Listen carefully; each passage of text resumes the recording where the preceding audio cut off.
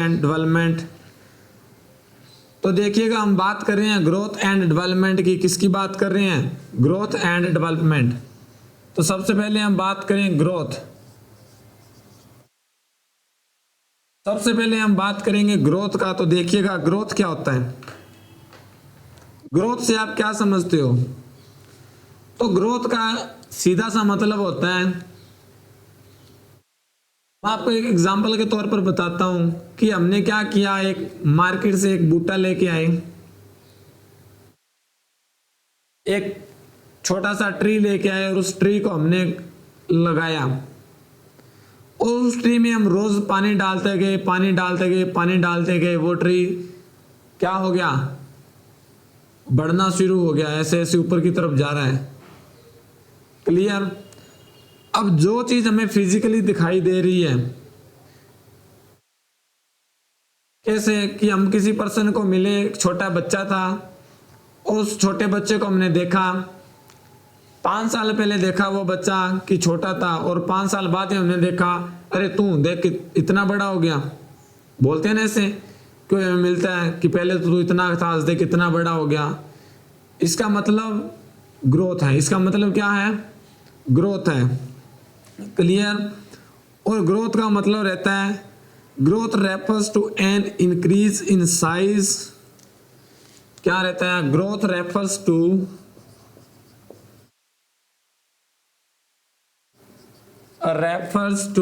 an increase in size of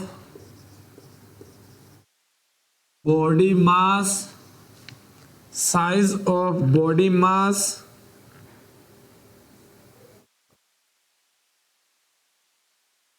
of tissues, size of body mass tissues and multiplication of cell and multiplication of cells। तो ये सभी कौन कहलाते हैं? हमारी ग्रोथ। अरे कौन कहलाता है? ग्रोथ बोलते हैं इसको। अब ग्रोथ में क्या रहता है? It is quantity changes. और ग्रोथ में क्या रहता है? It means quantity changes. और क्वांटिटी का मतलब होता है मात्रा। क्या होता है? मात्रा। क्लियर? अब क्वांटिटी जो चेंजेस है, क्वांटिटी का मतलब है मात्रा, और ग्रोथ जो रहती है इसको हम नाप सकते हैं। It can be measurable. हम इसको मेजर कर सकते हैं। आई बात समझ में? हम इसको क्या कर सकते हैं? मेजर कर सकते हैं, हम इसको नाप सकते हैं। देखिएगा बच्चे, ये जो ग्रोथ है, ये ग्रोथ टॉपिक पहले नहीं हुआ है। पहले जस्ट मैंने आपको डेमो क्लास में सिर्फ जस्ट ओवरव्यू दिया था इस ग्रोथ के बारे में। अब ये जो ग्रोथ है मैं आपको पूरे डिटेल में पढ़ाऊंगा कि क्या रहता है ग्रोथ। क्लियर? तो ये जो ग्रोथ है वो पहले हमने जस्ट इसका डेफिनेशन पढ़ा था। अब ये काफी लंबा टॉपिक है ग्रोथ, तो इसको हम डिटेल में पढ़ेंगे। यहां पर घबराइएगा नहीं, जुड़े रहिएगा। काफी कुछ यहां पर आपको सीखने का मिलेगा इस बालाजी नर्सिंग एकेडमी में। हमारा जो मेन मोटिव वो यही है कि बच्चों की कैसे हम नॉलेज को इंक्रीज करें। क्लियर? जब आपको कोई चीज का बेसिक पता होगा तो कोई भी आपको माई का लाल माई की लानी आपको नहीं रोक सकती आपकी सिलेक्शन के लिए। इसलिए बने रहिए हमारे साथ, और हमारे साथ जुड़ने के लिए थैंक यू सो मच। तो ये हम बात कर रहे हैं कि इसको हम क्वांटिटी चेंजेस और इसको मेजर कर सकते हैं।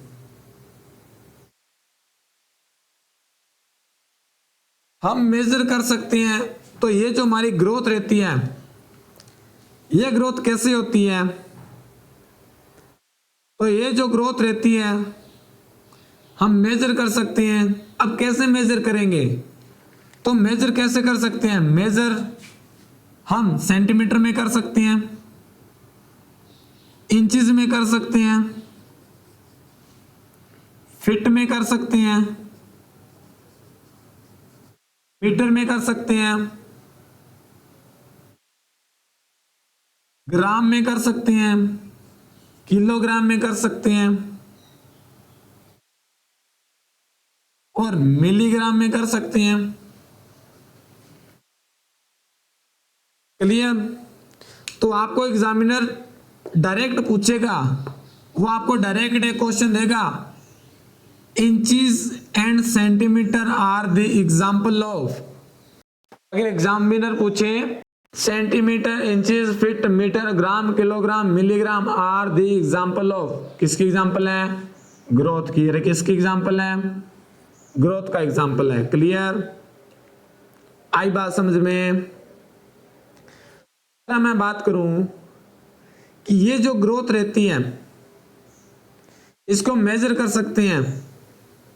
अब मेजर तो कर सकते हैं, बट मेजर हम किसको करेंगे?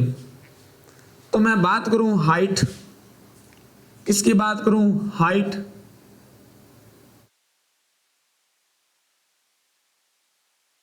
मैं बात करूं वेट,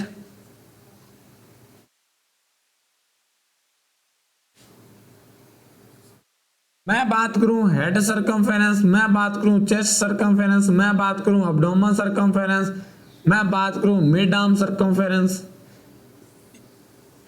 क्लियर? तो ये सभी कौन है? ग्रोथ है। ये सभी कौन है? ग्रोथ का एग्जांपल है। अरे आई बात समझ में?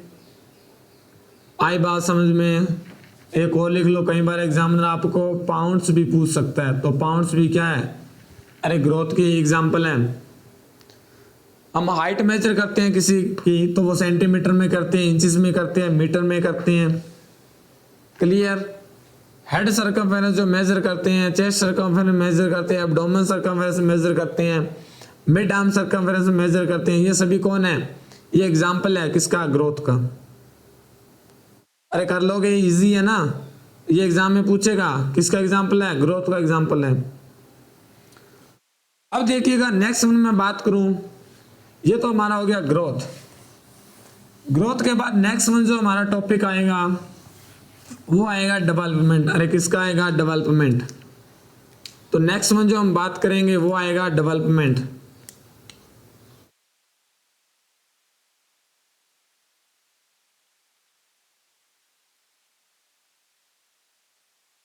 अब देखिएगा डेवलपमेंट, तो ग्रोथ जो था हमारा वो फिजिकल पैरामीटर था। डेवलपमेंट का मतलब रहता है maturation of function and increase skill and capacity to function. क्या रहता है? इट मीन्स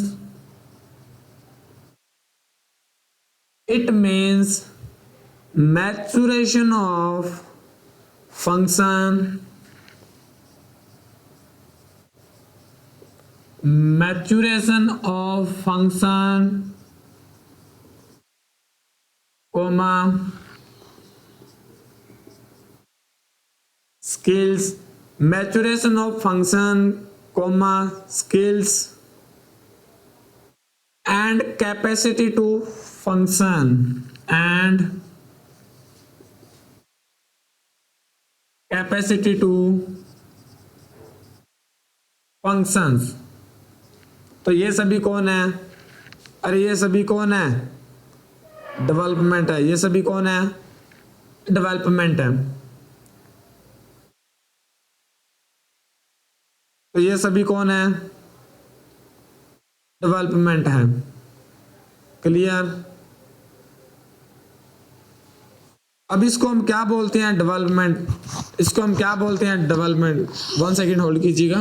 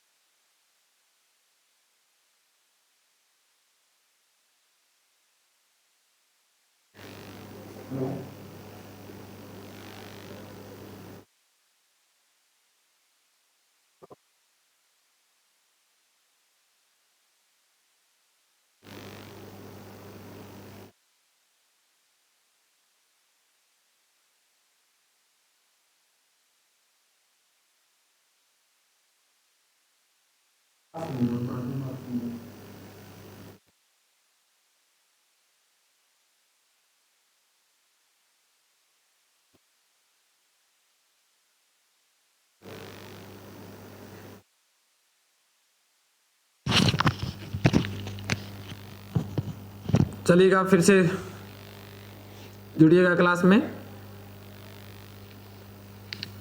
तो देखिएगा, हम बात कर रहे हैं ग्रोथ का। हम किसकी बात कर रहे हैं? ग्रोथ का। और नेक्स्ट वन हमने किसका बात किया? डेवलपमेंट का। किसका बात किया? डेवलपमेंट का। तो हम बात करें ग्रोथ का और हम बात करें डेवलपमेंट का।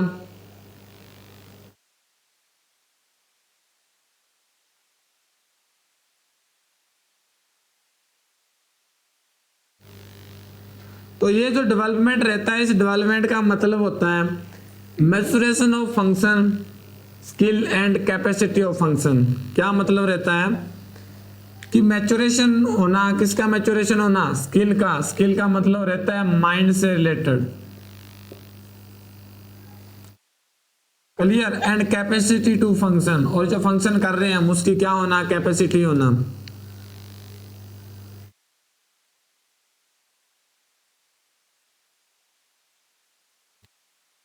क्लियर? क्या होना? स्किल का क्या होना? कैपेसिटी। और दूसरा मैं बात करूं, ये जो डेवलपमेंट रहता है इसका मतलब रहता है इट मींस, क्या रहता है? इट मींस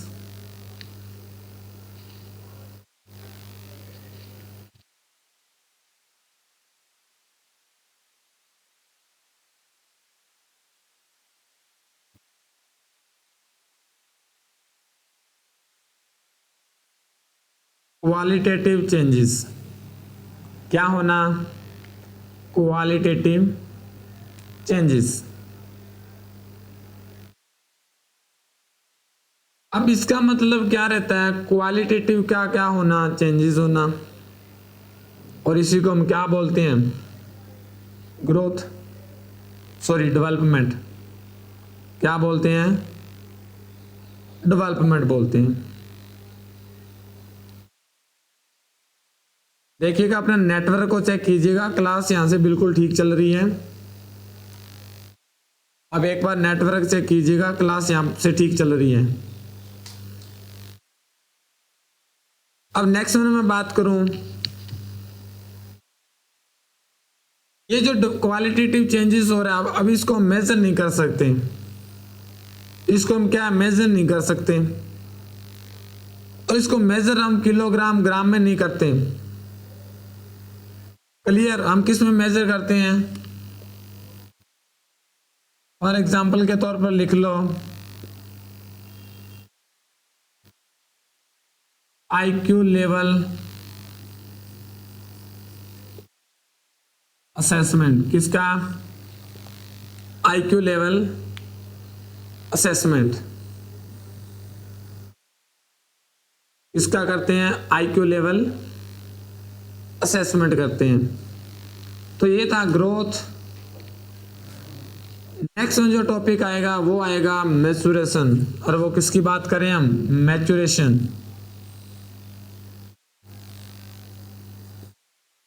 और मैच्योरेशन का मतलब रहता है इंक्रीज। इसका मतलब क्या रहता है? Increase function ability. और इसका मतलब रहता है इंक्रीज फंक्शन एबिलिटी। क्लियर? क्या होना? Increase function ability. क्लियर? तो देखिएगा, हमने जो पढ़ा ग्रोथ पढ़ा, हमने जो पढ़ा डेवलपमेंट पढ़ा,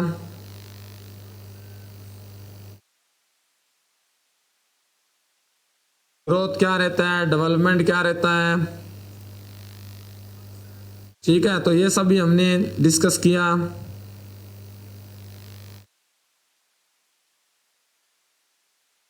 अब नेक्स्ट जो हम टॉपिक पढ़ेंगे वो इसी ग्रोथ से रिलेटेड पढ़ेंगे, और वो इसके रिलेटेड जो पढ़ेंगे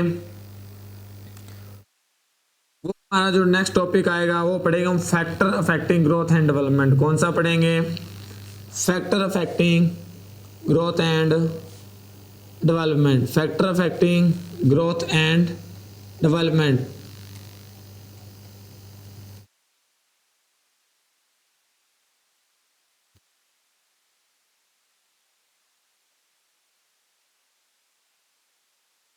factor affecting growth and development की मैं बात करूं तो ये जो factor affecting growth and development है ये इंपॉर्टेंट रहने वाला है, और इसमें काफी सारे जो क्वेश्चन है वो पूछे जाते हैं factor affecting growth and development. तो हम बात करेंगे factor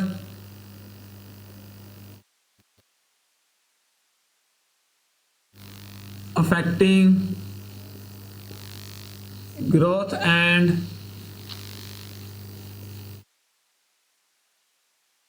development. Factor affecting growth and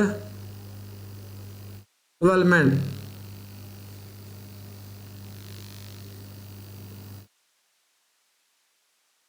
बच्चे बाकी का क्लास ठीक चल रहा है तो आप अपना नेटवर्क चेक कीजिएगा। क्लियर? आप अपना नेटवर्क चेक कीजिएगा।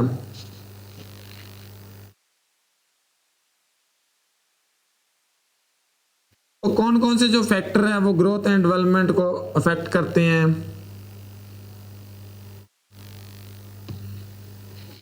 वो हम यहाँ पर डिस्कस करेंगे। Various factor that affecting growth and development.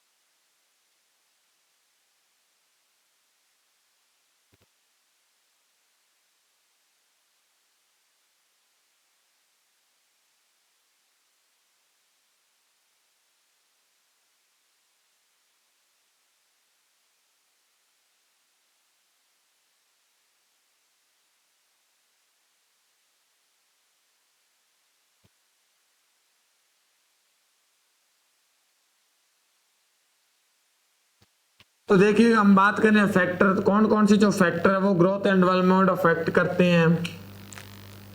तो एक जो फैक्टर रहता है हमारा, वो फैक्टर हम यहाँ पर डिस्कस करेंगे, तो वो रहता है हेरिडिटी एंड जेनेटिक।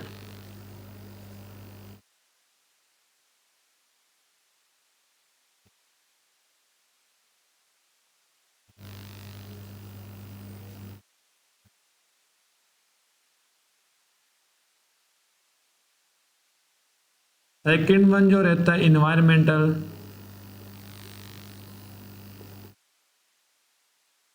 और थर्ड वन जो रहता है वो रहता है अदर्स। ये जो फैक्टर है जो अफेक्ट करते हैं ग्रोथ एंड डेवलपमेंट का। अब नेक्स्ट वन मैं बात करूं जेनेटिक में क्या क्या आता है, तो जेनेटिक में आपकी तीन चीजें आती हैं। एक आता है रेस, एक आता है सेक्स, और तीसरा आता है आपकी age. Environmental is two type, एक होता है प्रीनेटल और एक होता है पोस्टनेटल। अब प्रीनेटल में क्या क्या आता है, तो प्रीनेटल में जो आता है वो आता है मदर से रिलेटेड। अरे किससे रिलेटेड? मदर से। तो प्री रिलेटेड में जो आता है वो आता है मदर से रिलेटेड, और ये जो आता है आपका बच्चे से रिलेटेड कंडीशन। अब प्री नेटल में क्या क्या रहता है? Maternal nutrition,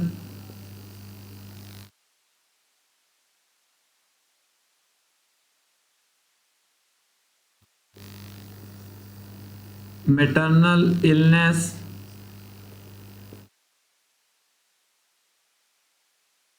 maternal hormone, maternal immunisation, maternal hormone, maternal immunisation, maternal drugs, infection, maternal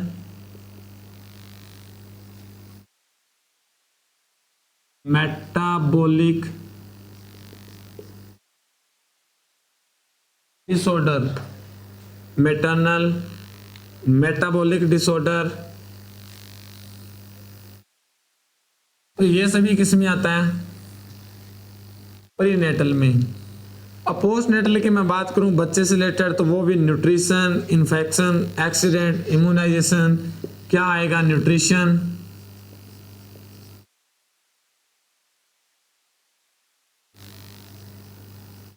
immunisation, infection और एक्सीडेंट। ये सभी चीजें इसके अंदर आएगी। क्लियर? दूसरा मैं बात करूं अदर्स, तो अदर्स में क्या आएगा? Socio economic status,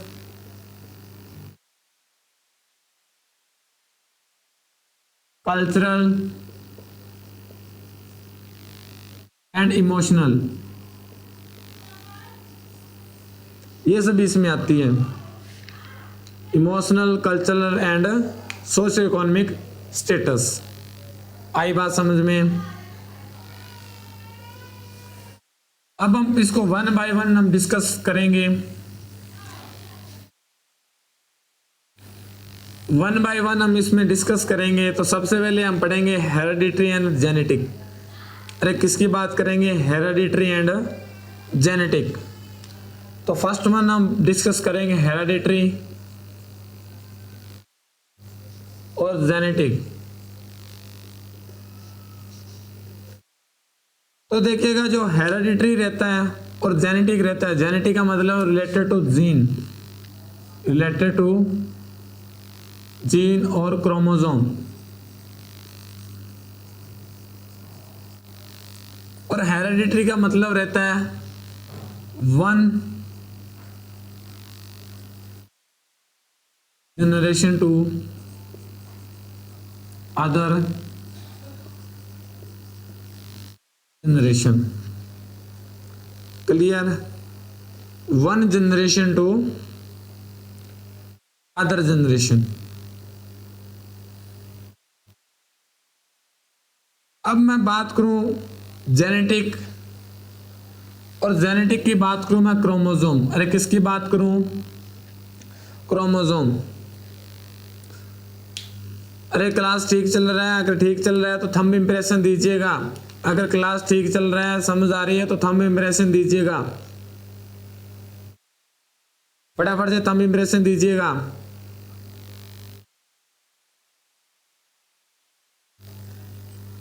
clear? फटाफट से थंब इंप्रेशन दीजिएगा।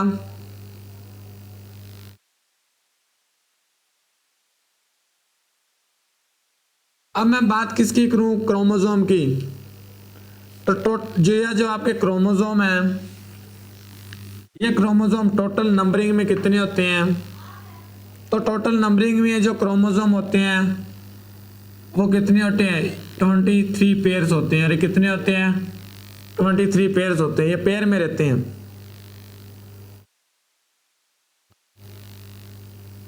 और पेयर की मैं बात करूं, ये ऐसे पेयर में रहते हैं।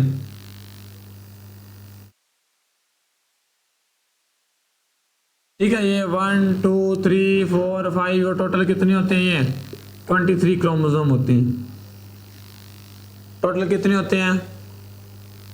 23 होते हैं।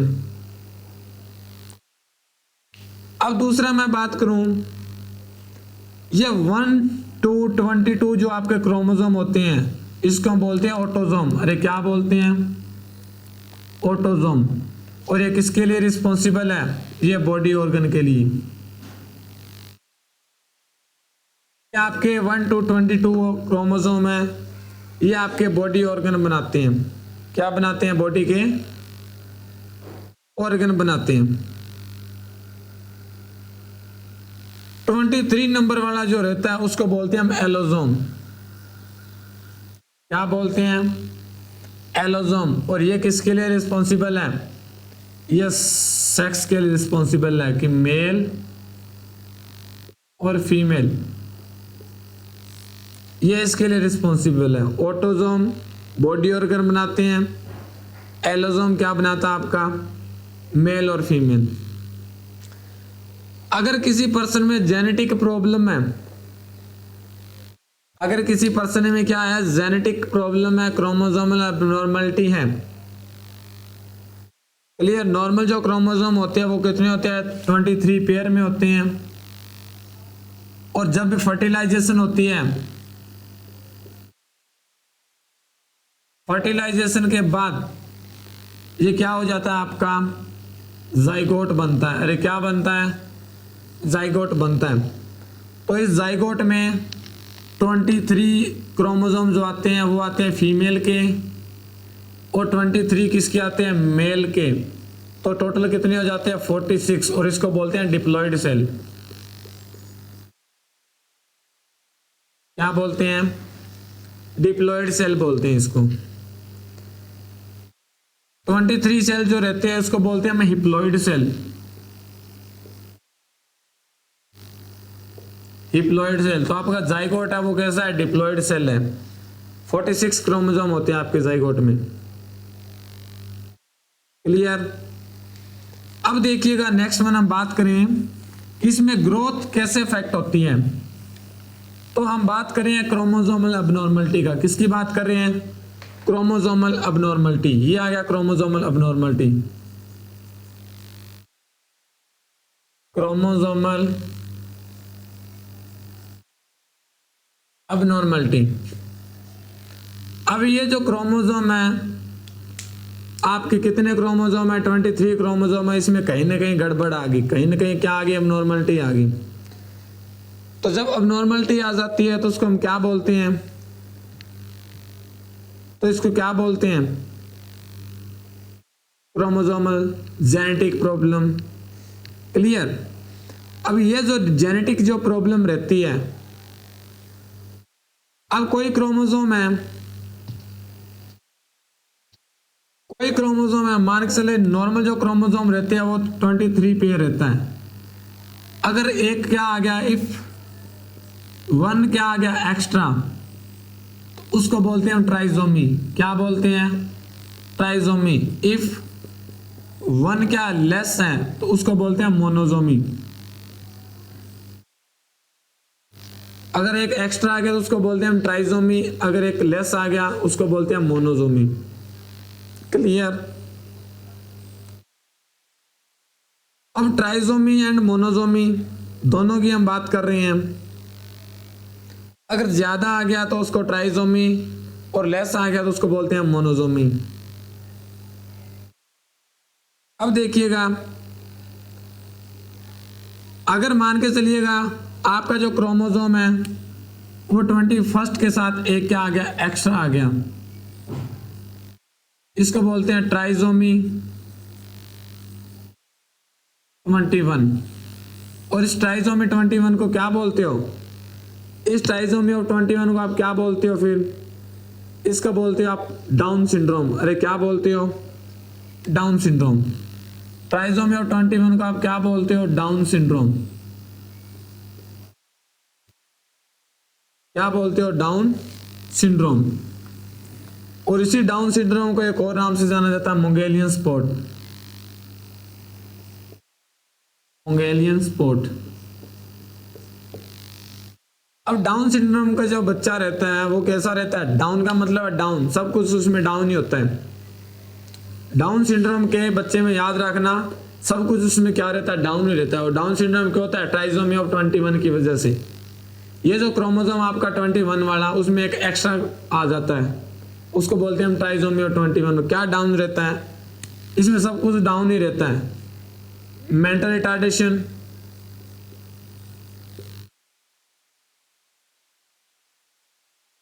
क्या रहता है? मेंटल रिटार्डेशन, लो सेट ईयर पिना, सेट ईयर पिना। दूसरा मैं बात करूं लो सेट ईयर पिना के बाद, ये जो आपका डाउन सिंड्रोम है, ये बच्चे का जो हेड है वो कैसा हो जाएगा? अब नॉर्मल हो जाएगा, जिसको हम क्या बोलते हैं? माइक्रोसिफेली। अरे क्या बोलते हैं? माइक्रोसिफेली। माइक्रोसिफेली हो गया। तो ये सभी क्या है? इसमें डाउन सिंड्रोम। और क्या है? अब नॉर्मल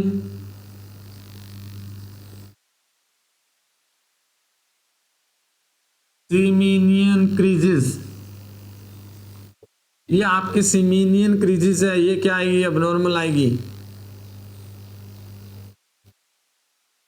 सिमीनियन क्रीजेस का मतलब रहता है हैंड के जो क्रीजेस होते हैं, हैंड की जो क्रीजेस होती है वो क्या आएगी? अब नॉर्मल आएगी।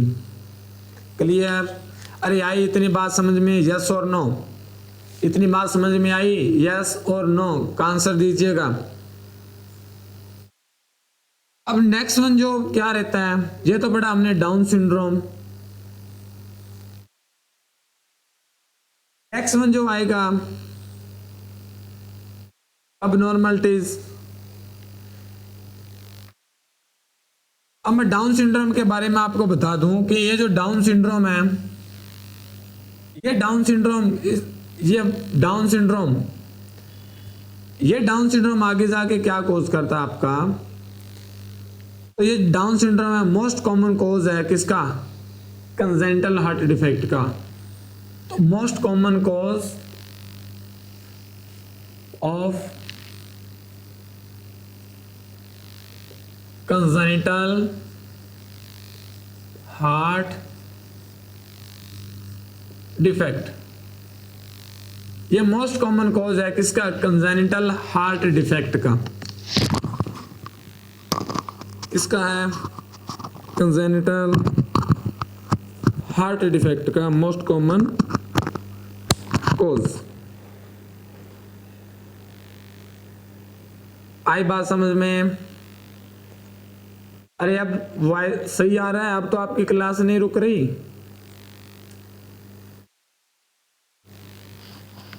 कई बार नेटवर्क अपना चेक कीजिएगा, कहीं आपका नेटवर्क तो नहीं थोड़ा डाउन है। तो ये था डाउन सिंड्रोम। अब नेक्स्ट वन जो इसमें आएगा क्रोमोसोम अबनॉर्मलिटी में, उसकी हम बात करेंगे तो वो रहता आपका ट्राइसोमी ऑफ 18 नंबर क्रोमोसोम। किसका? Trisomy of 18th number chromosome. और इसको हम बोलते हैं एडवार्ड सिंड्रोम। क्या बोलते हैं? Edward syndrome. क्या बोलते हैं? एडवार्ड सिंड्रोम बोलते हैं। और ये जो एडवार्ड सिंड्रोम होता है, ये जो एडवार्ड सिंड्रोम है, इसमें क्या देखने को मिलता है? तो इस एडवार्ड सिंड्रोम में देखने को मिलता है ये जो बच्चा है, इस बच्चे का जो हाइट है वो अबनॉर्मल हो जाता है। क्या हो जाता है? हाइट अबनॉर्मल हो जाता है। क्लियर? नेक्स्ट वन अगर मैं बात करूं ट्राइसोमी किसकी? 13 नंबर की, इसको बोलते हैं पटाऊ सिंड्रोम। पटाऊ, ये सभी साइंटिस्ट के नाम हैं।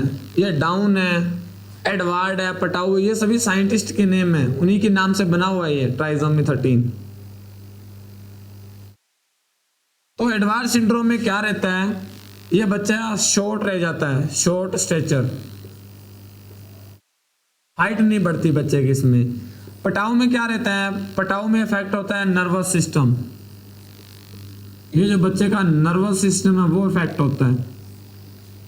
क्या होता है, नर्वस सिस्टम बच्चे का क्या रहता है, अफेक्ट होता है।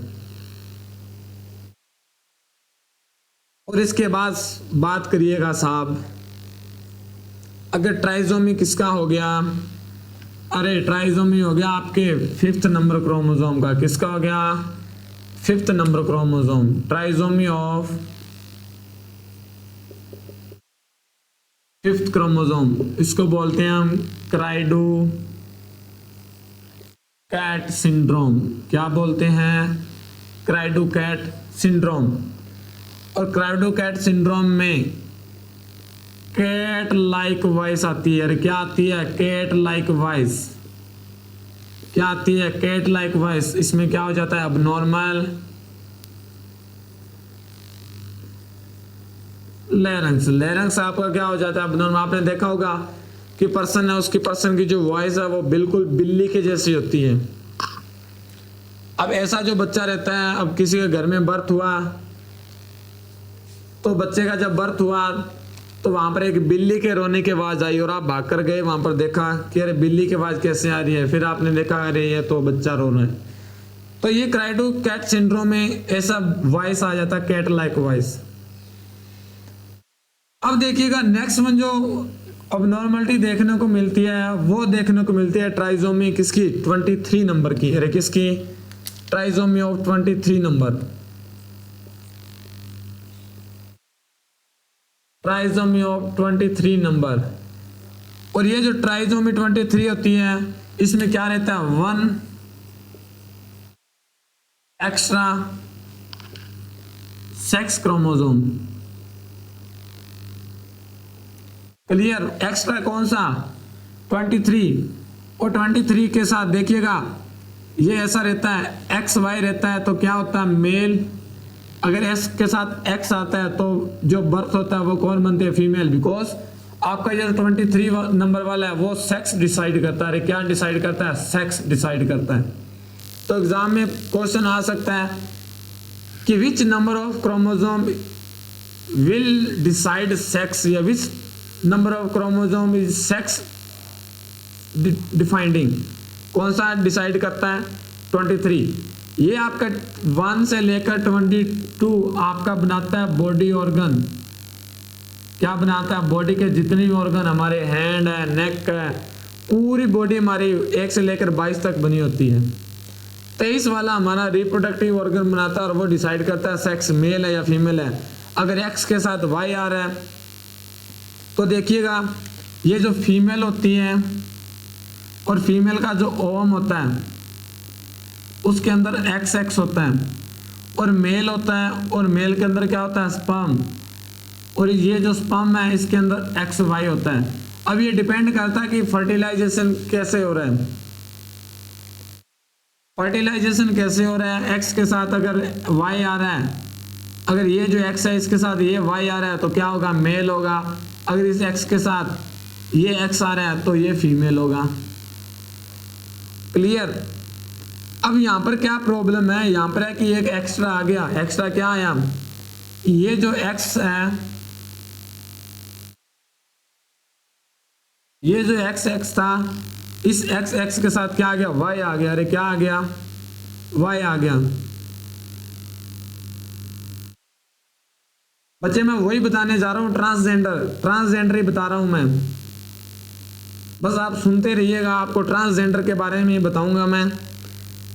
तो देखिएगा, जब यहाँ से हम फरीदकोट से बठिंडा जाते हैं तो रास्ते में कोटकपूरा आता है।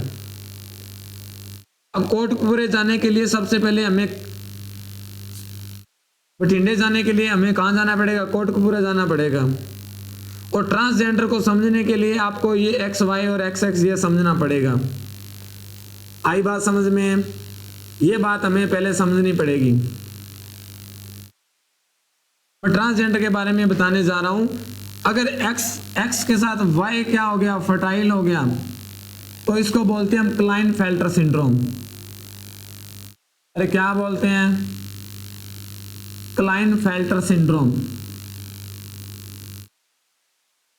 अब क्लाइनफेल्टर सिंड्रोम में क्या रहता है कि ये जो फीमेल है, अब ध्यान सुनिएगा, इसमें इंटरेस्टिंग स्टोरी है ये ध्यान से सुनिएगा।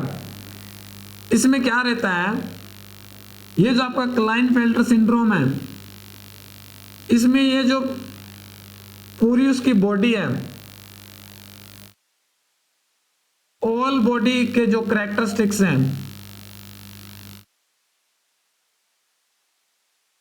वो किसके होंगे? फीमेल के। अरे किसके होंगे? फीमेल के। बट रिप्रोडक्टिव ऑर्गन वो क्या होगा? मेल। अरे वो क्या होगा? मेल।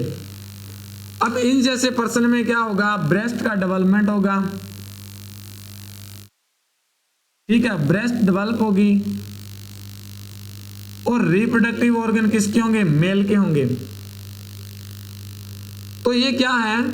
इसी को हम बोलते हैं ट्रांसजेंडर। अरे इन्हीं को हम बोलते हैं ट्रांसजेंडर, इसी को हम बोलते हैं ट्रांसजेंडर। देखिएगा, अगर एक्स के साथ वाई आ रहा है तो ब्रेस्ट उसमें होगी, हेयर की जो ग्रोथ है, हेयर जो ग्रोथ है, बियर्ड है, ये उसमें एब्सेंट होगा, ब्रेस्ट की डेवलपमेंट होगी, बट रिप्रोडक्टिव ऑर्गन मेल का होगा। रिप्रोडक्टिव ऑर्गन किसका होगा? मेल का होगा। पूरे सेक्स कैरेक्टरिस्टिक्स है उसमें फीमेल के होंगे, बॉडी के कैरेक्टरिस्टिक्स फीमेल के होंगे, बट उसमें क्या होगा? मेल के भी कैरेक्टरिस्टिक्स आएंगे, फीमेल के भी आएंगे, ये दोनों मिक्स हो जाता है इसमें। क्लियर? अब नेक्स्ट वन देखिएगा कि ये जो नेक्स्ट वन क्या रहता है, नेक्स्ट कि ये जो आपका एक्स है, अरे किसकी बात करें, ये जो आपका एक्स है, इस एक्स के साथ ना तो वाई आया और ना ही आपका एक्स आया, ना एक्स आया और ना ही वाई आया। तो इस एक्स के साथ इसको बोलते हैं मोनोजोमी।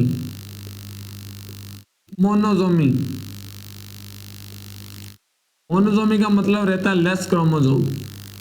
अब यहां पर टोटल 46 क्रोमोजोम होने चाहिए, कितने हैं? 45 ही है। कितने हैं? 45। और क्लाइनफेल्टर में 1 एक्स्ट्रा था, तो 46 + 1 कितने थे? 47। और ये भी एग्जाम में पूछा गया क्वेश्चन है कि क्लाइनफेल्टर सिंड्रोम में हाउ मेनी क्रोमोजोम? 47। और इसको हम क्या बोलते हैं? एक्स के साथ 0 आता है, इसको बोलते हैं हम टर्नर सिंड्रोम। अरे क्या बोलते हैं? Turner syndrome. और टर्नर सिंड्रोम में देखिएगा, ये एक्स किसको डिटेक्ट करता है कि ये तो फीमेल, ये जो फीमेल है, अगर इसके साथ एक्स आ जाता तो ये फीमेल बन जाती। अब इसके साथ 0 आया है, अगर इसके साथ वाई आ जाता ये मेल बन जाता, बट यहाँ पे 0 आया है, इसको बोलते हैं हम टर्नर सिंड्रोम। और टर्नर सिंड्रोम में क्या देखने को मिलता है? टर्नर सिंड्रोम में देखने को मिलता है एब्सेंट ऑफ गुनाड्स। गुनाड्स का मतलब है फीमेल के कैरेक्टरिस्टिक्स तो आ रहे हैं, बट उसका रिप्रोडक्टिव ऑर्गन ही नहीं बना। क्लियर? गुनाड डिसएजेंसीज, गुनाड्स डिस एजेंसीज, ये गुनाड्स ही नहीं बने इसके। और जब गुनाड्स नहीं बनता तो इसको क्या बोलते हैं? Turner syndrome. और गुनाड्स का मतलब है ओवरी, ओवरी क्या होगी? अफेक्टेड होगी।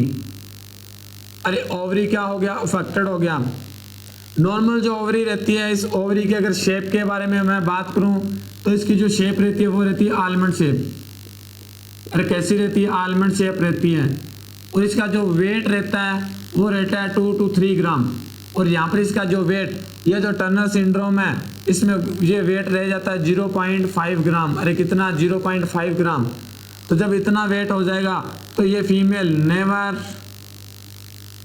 ओवुलेट, ये कभी भी ओवुलेशन नहीं करेगी, और नेवर प्रेग्नेंट, और कभी भी ये प्रेग्नेंट नहीं लाइन। ये होता है आपका टर्नर सिंड्रोम कि इसमें गोनाड्स नहीं बनते, सेक्स ऑर्गन प्रॉपर डेवलप नहीं होते। यहाँ पर ब्रेस्ट बनती है, क्लाइनफेल्टर में क्या था, फीमेल थी बट रिप्रोडक्टिव ऑर्गन मेल के बनते हैं। क्लियर, वो देखने में ऐसा लगता है कि मेल है, शक्ल से देखने को लगता है कि मेल है, बट उसमें रिप्रोडक्टिव ऑर्गन नहीं बनते। क्लियर, और यहाँ पे क्या रिप्रोडक्टिव ऑर्गन नहीं बने, ओवरी आपकी अफेक्ट होगी तो ये कभी भी प्रेग्नेंट नहीं होगी। तो ये ना तो बेचारा मेल है और ना ही फीमेल है, देखने में फीमेल लगती है। अब इसमें और क्या क्या देखने को मिलता है, इसमें अगर और की बात करूं मैं, टर्नर सिंड्रोम का अगर पेशेंट है तो नेक उसकी वेब होती है। अरे टर्नर सिंड्रोम में क्या देखने को मिलता है, वेब नेक देखने को मिलती है टर्नर सिंड्रोम में। टर्नर सिंड्रोम में webbing of neck, webbing of neck, webbing of neck का मतलब ऐसे पता ही नहीं चलेगा कि इसकी गर्दन है या नहीं है, वेबिंग ऑफ नेक। तो ये था टर्नर सिंड्रोम। अरे आई बात समझ में इतनी, अरे आई ट्रांसजेंडर के बारे में समझ कि ये जो एक्स के साथ अगर एक वाई आ गया तो ये मेल और फीमेल दोनों के कैरेक्टरिस्टिक्स आएंगे उसमें। अगर एक्स के साथ 0 आ गया टर्नर सिंड्रोम तो वो फीमेल तो है बट क्या नहीं, उसमें कभी भी वो रिप्रोडक्टिव ऑर्गन प्रॉपर डेवलप नहीं होंगे उसके। तो क्या देखने को मिलेगा, वे कभी भी प्रेग्नेंट नहीं होगी, अनओवुलेशन रहती है। कैसे रहती है, अनओवुलेशन। अरे आई बात समझ में इतनी, अगर इतनी बात समझ में आई तो नेक्स्ट चलें, बताइएगा जल्दी से। अब देखिएगा नेक्स्ट वन क्या रहता है यहाँ पर। नेक्स्ट वन में बात करूँ तो नेक्स्ट वन यहाँ पर क्या देखने को मिलता है, नेक्स्ट वन देखने को मिलता है कि ये जो फैक्टर है वो हमने पढ़े जेनेटिक। जेनेटिक का मतलब है क्रोमोसोम। अरे क्या मतलब है, क्रोमोसोम। अब इस क्रोमोसोम में हमने 3 चीजें पढ़ी, एक था क्या, रेस, एक क्या था, सेक्स, और एक क्या था, एज। तो हमने 3 चीजें पढ़ी यहाँ पर, एक था रेस, एक था सेक्स और एक था एज। ये तीनों ही फैक्टर है, ये अफेक्ट करते हैं ग्रोथ एंड डेवलपमेंट को। कैसे अफेक्ट करते हैं तो देखिएगा, हम बात करें रेस का। रेस का मतलब होता है प्लेस। क्या मतलब रहता है, place, one place to another place. ये जो आपकी ग्रोथ होगी वो क्या होगी, डिफरेंट होगी।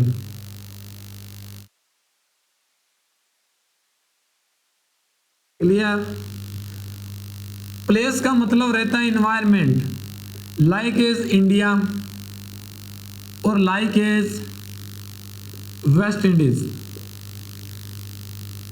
अब देखिएगा इंडिया का जो क्लाइमेट है वो डिफरेंट है, वेस्ट इंडीज का जो क्लाइमेट है वो डिफरेंट है। दोनों में बच्चे की ग्रोथ डिफरेंट होगी। यहाँ के जो पर्सन है ये ब्लैक होंगे और यहाँ के कैसे होंगे, वाइट होंगे और ब्लैक। ये दोनों टाइप की देखने को मिलती है, वहां पर ब्लैक देखने को मिलती है। और दूसरा मैं बात करूं इन्वायरमेंट का, तो ये डिपेंड करता है कि एक प्लेस का एनवायरनमेंट कैसा है, दूसरे का कैसा, उसके अकॉर्डिंग उसके बच्चे की क्या होगी, ग्रोथ होगी। क्लियर। क्लाइमेट के अकॉर्डिंग बच्चे की क्या होती है, ग्रोथ होती है। दूसरा बात करूं मैं सेक्स का, और सेक्स में क्या है, मेल एंड फीमेल। अरे क्या है, मेल एंड फीमेल। अब मेल एंड फीमेल दोनों में जो ग्रोथ है वो डिफरेंट रहता है। क्लियर। कैसे डिफरेंट रहता है कि मेल पर्सन है आफ्टर बर्थ ग्रो रैपिड, ये रैपिड ग्रो करता है, but female at puberty age या after puberty age rapid grow करती है। ये डिपेंड करता है हार्मोन के ऊपर। ये हार्मोन होता है हमारा ग्रोथ हार्मोन। एक हार्मोन होता है हमारा ग्रोथ हार्मोन, ये पिट्यूटरी ग्लैंड से सिक्रिएट होता है, एंटीरियर पिट्यूटरी से। तो यहाँ पर क्या रहती है ग्रोथ, तो फीमेल जो रहती है पुबर्टी के बाद जो ग्रो फास्ट करती है, male after birth grow fast करते हैं, और मेल एंड फीमेल दोनों में ग्रोथ का क्या रहता है, डिफरेंट रहता है। तो इसलिए ये जो ग्रोथ है वो डिपेंड करती है सेक्स के ऊपर। दूसरा मैं बात करूं एज, डिफरेंट एज,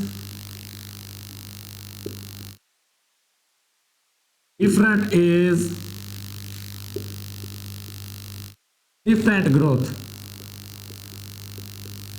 और डिफरेंट एज के ऊपर क्या रहती है, डिफरेंट ग्रोथ रहती है। अरे आई इतनी बात समझ में। तो डिफरेंट एज के ऊपर जो ग्रोथ रहती है वो कैसी रहती है, डिफरेंट रहती है।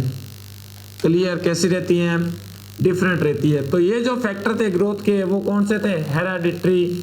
और इस हेरेडिटरी में हमने 3 फैक्टर पढ़े, जेनेटिक पढ़ा हमने, और इसके बाद हमने 3 फैक्टर जो पढ़े वो था कौन कौन सा, एक जो ग्रोथ का फैक्टर था सेक्स, एक था रेस, और एक था एज। नेक्स्ट वन जो हम पढ़ेंगे वो पढ़ेंगे इन्वायरमेंटल। और इन्वायरमेंटल के अंदर हम कौन सा पढ़ेंगे, इन्वायरमेंटल के अंदर हम पढ़ेंगे कौन सा, प्रीनेटल। अरे कौन सा, प्रीनेटल। देखिएगा प्रीनेटल।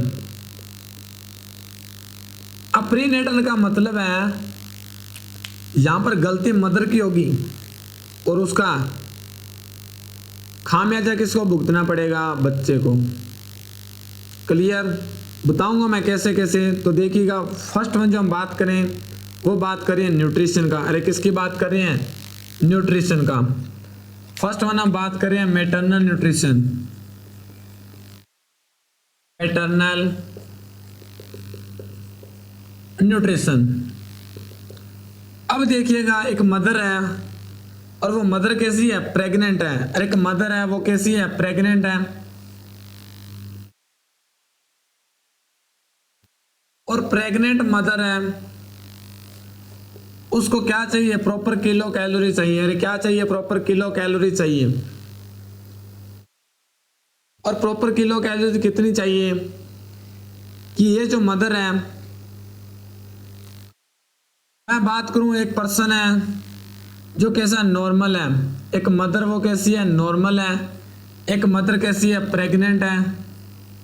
तो इन सभी को डिफरेंट डिफरेंट किलो कैलोरी चाहिए। अब नॉर्मल जो पर्सन है इसमें 3 टाइप का आता है। एक आता है सेडेंटरी, यानी सारा दिन पूरे दिन फ्री रहता है, कुछ काम नहीं करता। एक रहता है मॉडरेट वर्कर, और एक होता है हैवी वर्कर। अब ये जो सारा दिन फ्री रहता है, कोई काम नहीं करता, इसको किलो कैलोरी चाहिए 1950 किलो कैलोरीज पर डे। ये काम करता है थोड़ा बहुत, इसको चाहिए 2250 किलो कैलोरीज पर डे, और इसको चाहिए 2850 किलो कैलोरीज पर डे। ये इनको एनर्जी चाहिए इतनी। बट अब मदर कैसी है, प्रेग्नेंट है। अरे मदर कैसी है, प्रेग्नेंट है। तो प्रेगनेंसी में जो किलो कैलोरीज देते हैं हम, तो प्रेगनेंसी में जो हम किलो कैलोरीज देते हैं वो हम बढ़ा देते हैं कितनी, 350 किलो कैलोरीज एक्स्ट्रा देते हैं हम। ये हम इतनी एक्स्ट्रा देते हैं। अब मदर क्या है, मदर क्या नहीं ले रही, प्रॉपर न्यूट्रिशन नहीं ले रही। मदर क्या नहीं ले रही, प्रॉपर न्यूट्रिशन नहीं ले रही। अब अगर मदर प्रॉपर न्यूट्रिशन नहीं ले रही तो मदर क्या होगी, माल न्यूट्रिशन। और इस मदर से न्यूट्रिशन किसको मिलता है, अरे मदर से किसको मिलता है, इस मदर से मिलता है उसके बच्चे को। अरे किसको मिलता है, बच्चे को।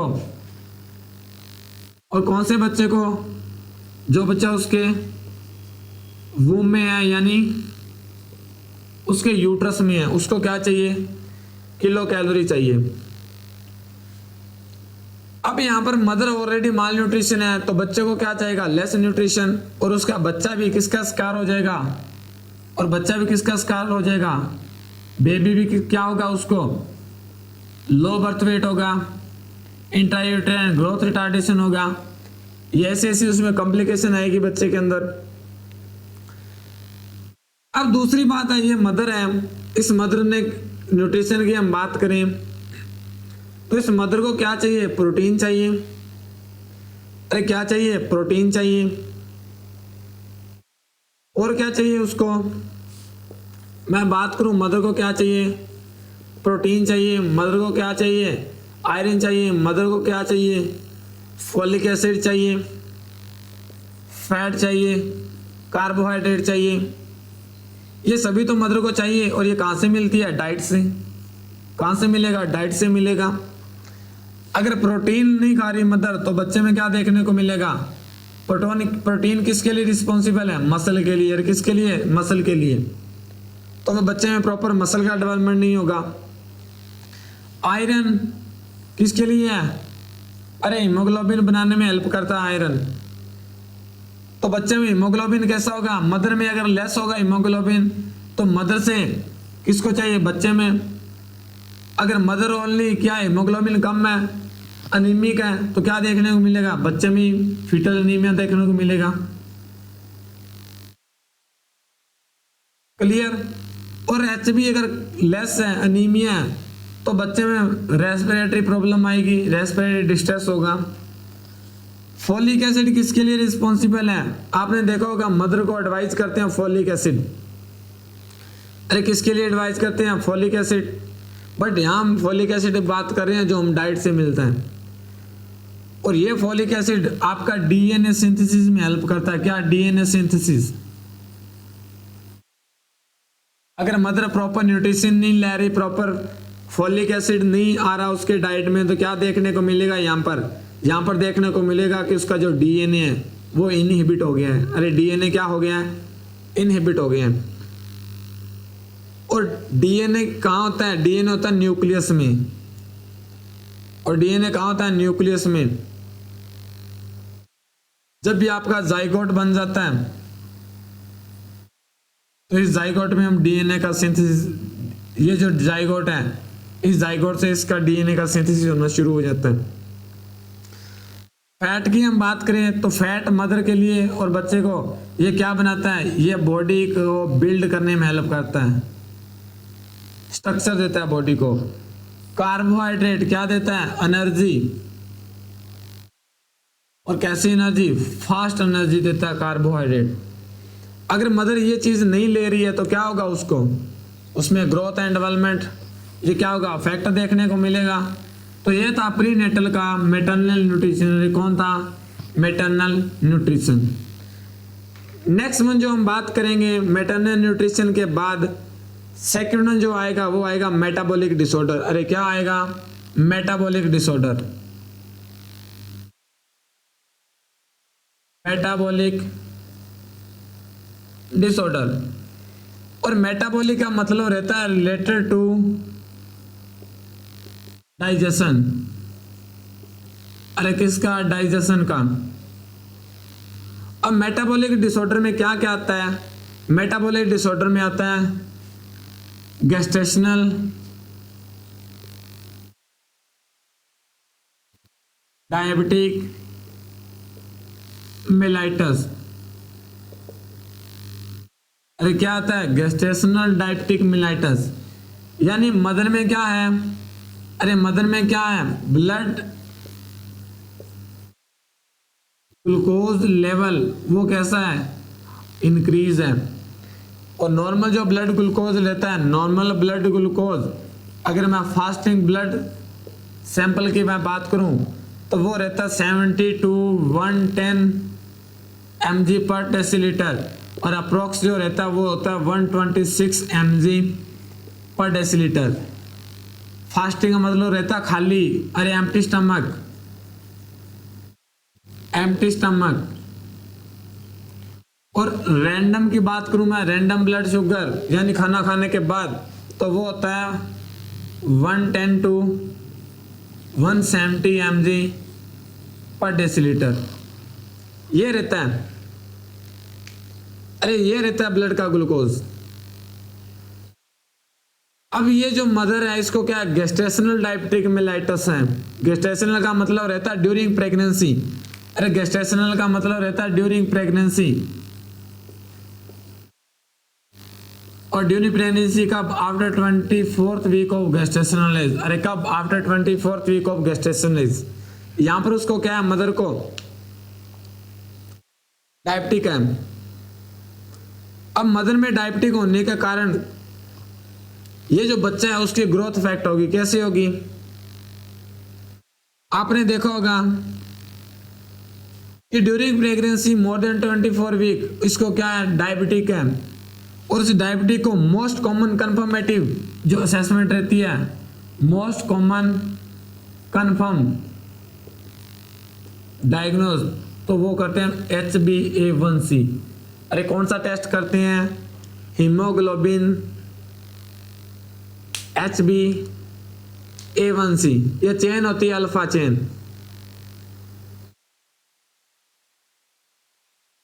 और HbA1c है, इस HbA1c से हम 90 डेज यानी अप टू लास्ट 90 डेज का जो ब्लड का ग्लूकोज है वो हम क्या कर सकते हैं? असेस कर सकते हैं। और ये मोस्ट कॉमन कंफर्मेटिव डायग्नोज है। क्या है? Most common confirmative diagnose.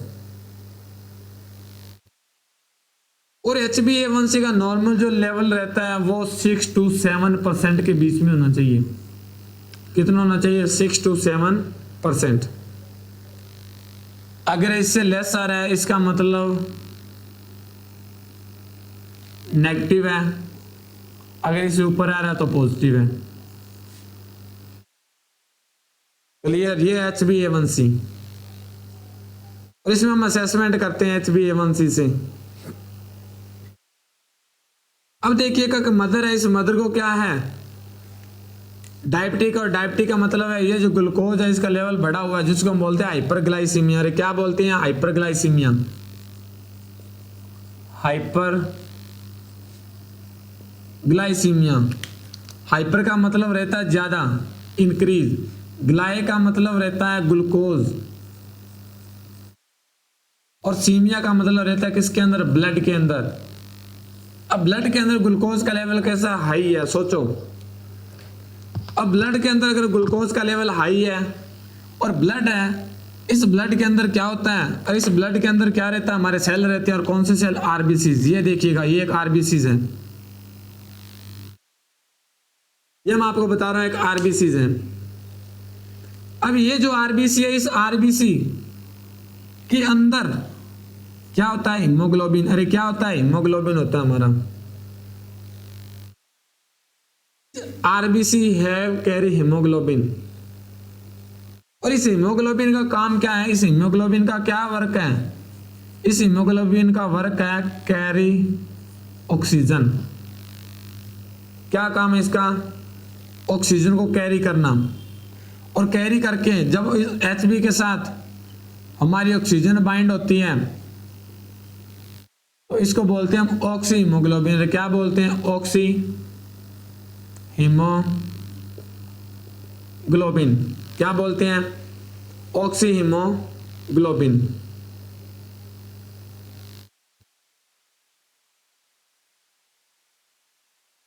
अब ये जो हीमोग्लोबिन है 1 ग्राम HB कंटेन 1.34 ml ऑक्सीजन।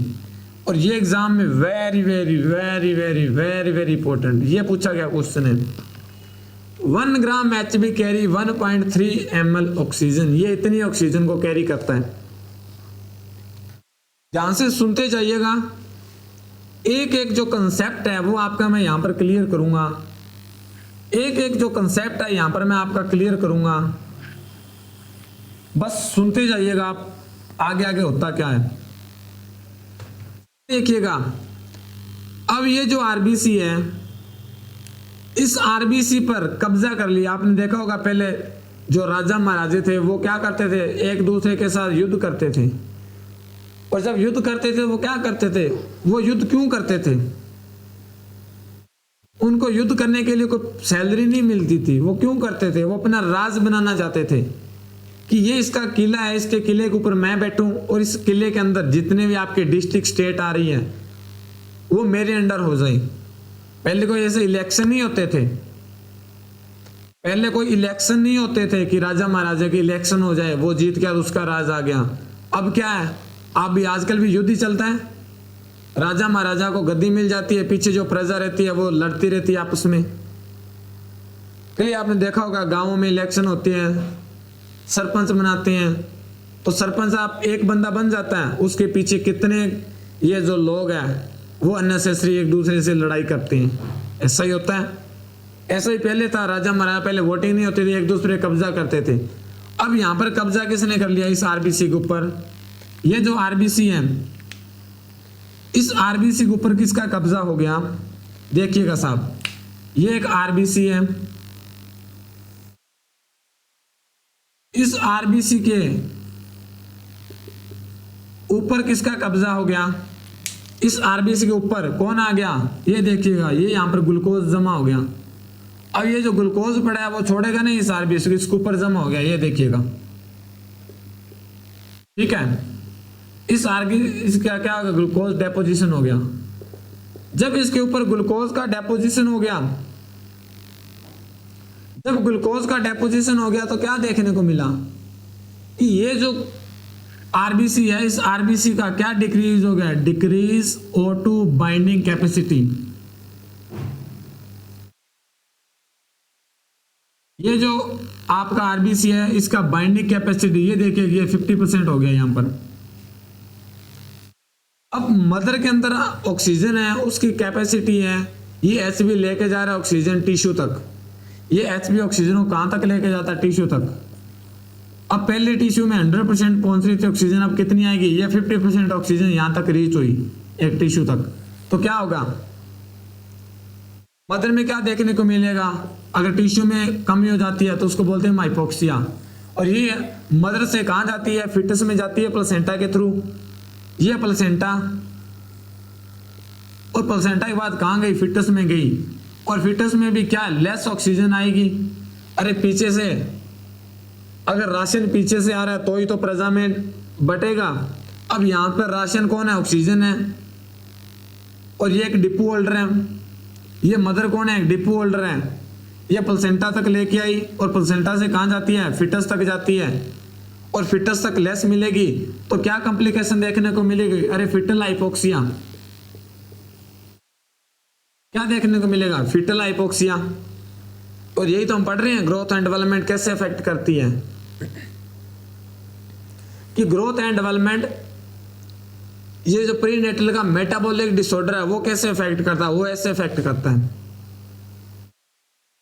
ये अभी हमने सिर्फ डायबिटीज का पढ़ा, और भी काफी सारे डिफेंड देखने को मिलते हैं। मेटाबॉलिक में आपका थायराइड डिसऑर्डर भी आता है।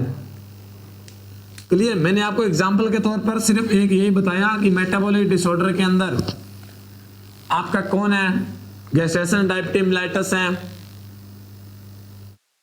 आगे पढ़ेंगे वो आपका हार्मोन वगैरह। अरे आई इतनी बात समझ में, इतनी बात समझ में आई तो चले नेक्स्ट बताइएगा।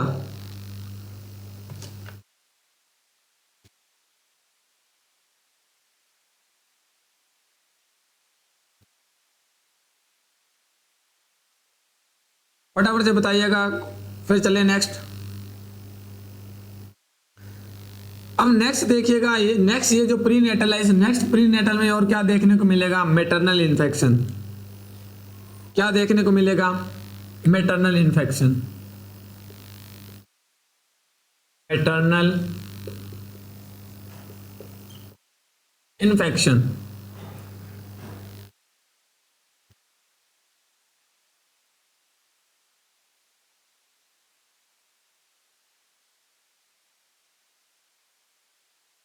ये जो मैटरनल इन्फेक्शन है, और मैटरनल इन्फेक्शन की मैं बात करूं, या मैं बात करूं मैटरनल इन्फेक्शन या इलनेस। अब देखिएगा, मदर है, उसको ड्यूरिंग प्रेगनेंसी, ड्यूरिंग प्रेगनेंसी क्या हो गया, इन्फेक्शन। और इन्फेक्शन आपने सुना होगा टॉर्च। क्या है टॉर्च? ये इन्फेक्शन मोस्ट कॉमन रहता है। टॉर्च का मतलब क्या रहता है, टॉक्सो प्लाज्मोडिक। क्या होता है, टॉक्सोप्लाज्मोडिक, टॉक्सो प्लाज्मोडिक। ओ का मतलब अदर, अदर कौन सा है, रुबेला।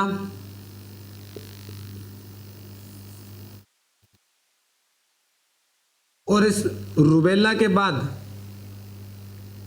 मैं बात करूं सी का और एच का, तो मदर को क्या हो गया, चिकन पॉक्स हो गया। मदर को क्या हो गया, हेपेटाइटिस हो गया। तो इसकी वजह से भी क्या देखने को मिलता है, उसको बच्चे पर इफेक्ट पड़ेगा। और बच्चे पर क्या इफेक्ट पड़ेगा कि अगर मदर को क्या हुआ, टॉर्च इन्फेक्शन हुआ, टॉक्सोप्लाज्मोसिस, रुबेला हो गया। और दूसरा मैं बात करूं सी का, तो सी में जो आता है, सॉरी, सी में जो आपका आता है वो आता है वायरल डिजीज। और कौन सा वायरस, साइटोमेगेलो वायरस। कौन सा, साइटोमेगेलो वायरस।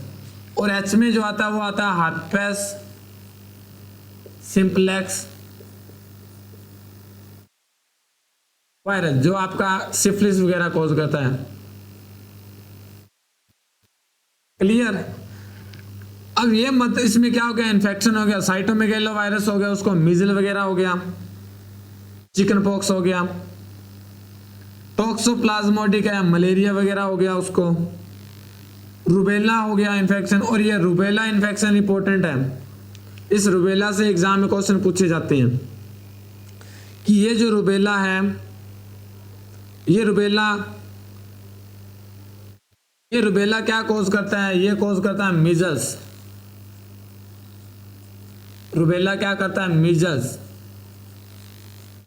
और मीजल्स अगर जिस मदर को हो जाए तो ये बच्चे में क्या कॉज करता है, CCD। और ये इंपॉर्टेंट है, ये एग्जाम में पूछा जाता है। If mother is affected with measles which complication, अगर मदर मीजल्स से अफेक्टेड है तो बच्चे में क्या कॉम्प्लिकेशन देखने को मिलेगा, तो बच्चे में देखने को मिलेगा, सी का जो मतलब रहता है वो रहता है कैटारेक्ट, और इस सी का मतलब रहता है कंजेनिटल हार्ट डिफेक्ट, और डी का मतलब रहता है डिफनेस। क्या रहता है, डिफनेस, सॉरी DEAF, डिफनेस। और ये डिफनेस होता है 50%। तो मोस्ट कॉमन जो कॉम्प्लिकेशन है मीजल्स के साथ देखने को मिलती है डिफनेस। अब मदर को क्या हुआ, यहाँ पर रुबेला वायरस ने इफेक्ट किया, मीजल कॉज किया, और मीजल जिस मदर में हो गया वो बच्चे में कैटारेक्ट, कंजेनिटल हार्ट डिफेक्ट और डिफनेस। मोस्ट कॉमन अगर बात करें वो डिफनेस कॉज करती है, और ये एग्जाम में पूछा गया क्वेश्चन है। अब जैसे इन्फेक्शन मदर को होगा, वो इन्फेक्शन बच्चे में ट्रांसफर होने का क्या रहता है, रिस्क रहता है। क्या रहता है, रिस्क रहता है। अब नेक्स्ट में मैं बात करूं मदर के अंदर इलनेस की, किसकी बात करूं मैं, इलनेस। तो ये तो था इन्फेक्शन हो गया मदर में। अब ड्यूरिंग प्रेगनेंसी मदर में क्या इलनेस है, यानी डिजीज हो गया। मदर में क्या हो गया, डिजीज। क्या हो गया, डिजीज। और वो डिजीज कैसा, लाइक एग्जांपल मदर में क्या हो गया, मदर में हो गया PIH। PIH का मतलब रहता है pregnancy induced hypertension. Pregnancy induce hypertension, mother के अंदर ब्लड का जो वॉल्यूम है, प्रेशर है, वो बढ़ गया। तो जब मदर के अंदर पीएच हो गया तो मदर के अंदर कॉम्प्लिकेशन देखने को मिलेगा। प्रेगनेंसी इंड्यूस्ड हाइपरटेंशन आप आगे जाके पढ़ते हो, एक्लम्सिया एंड प्रीक्लम्सिया। क्या पढ़ते हो? प्रीक्लम्सिया एंड एक्लम्सिया। प्री क्लम्सिया एंड क्लम्सिया दोनों में क्या डिफरेंस है? ये जो आपका प्री क्लम्सिया, ये क्लम्सिया से पहले वाली स्टेज है। इसमें क्या देखने को मिलता है? इसमें देखने को मिलता है बॉडी के अंदर एडिमा, एडिमा देखने को मिलता है, ब्लड प्रेशर इंक्रीज देखने को मिलता है, प्रोटीन, यूरिया। यहां पर ये सभी तीनों चीजें देखने को मिलेगी। एडिमा भी होगा, बीपी भी बढ़ेगा, प्रोटीयूरिया होगा, बट सीजर आएगा। क्या आएगा? सीजर आएगा, उसको फिट्स आएगा। तो ये क्लम्सिया में जा रहा है पेशेंट। अब अगर ऐसी कंडीशन आ रही है, यहां पर सीजर और फिट्स आ रहा है, तो फिर क्या देखने को मिलेगा यहां पर?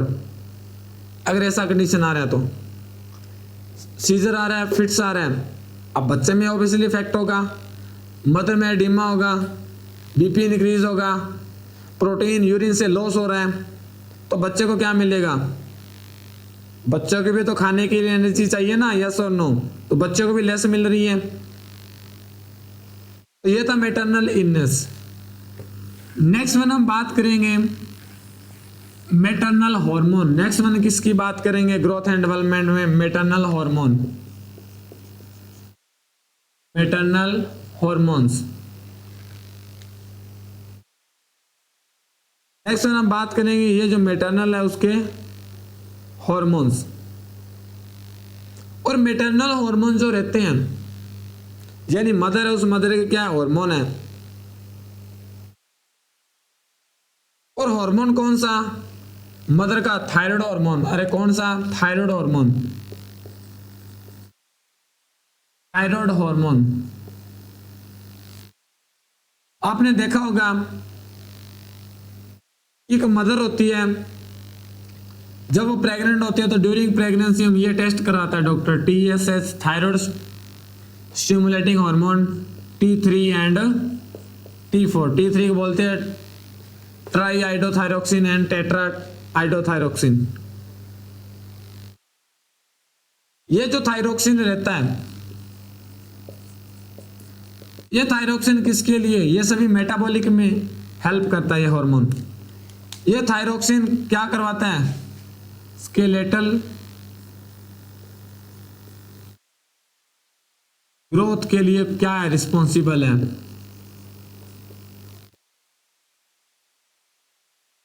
ये स्केलेटल यानी बोन्स की ग्रोथ करवाने में हेल्पफुल करता है।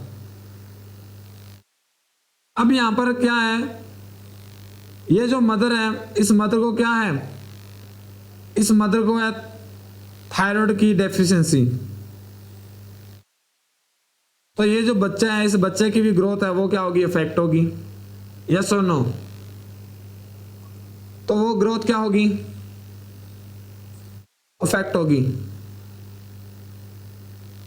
क्लियर? इसलिए डॉक्टर ड्यूरिंग प्रेगनेंसी क्या करवाती है? टेस्ट करवाते हैं। तो ये था मैटरनल हार्मोन। अब मैटरनल हार्मोन भी क्या बच्चे को अफेक्ट करेगा। नेक्स्ट मैं बात करूं, वो मदर क्या ले रही है? ड्रग। अरे मदर क्या ले रही है? ड्रग ले रही है। मदर क्या ले रही है? ड्रग ले रही है।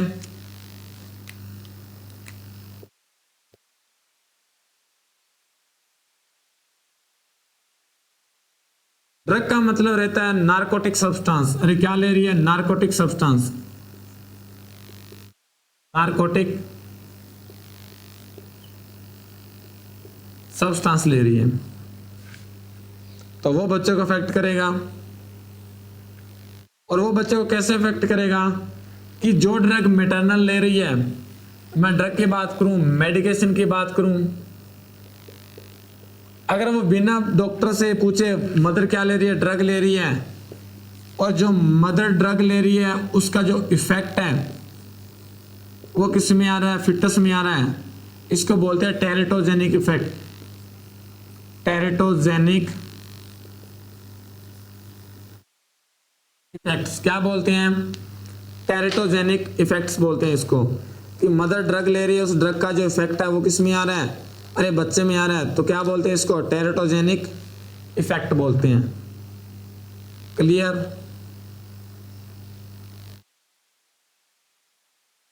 टेरेटोजेनिक इफेक्ट क्यों बोलते हैं? बिकॉज ये ड्रग क्या करती है? क्रॉस कर जाती है प्लेसेंटल बैरियर को, क्रॉस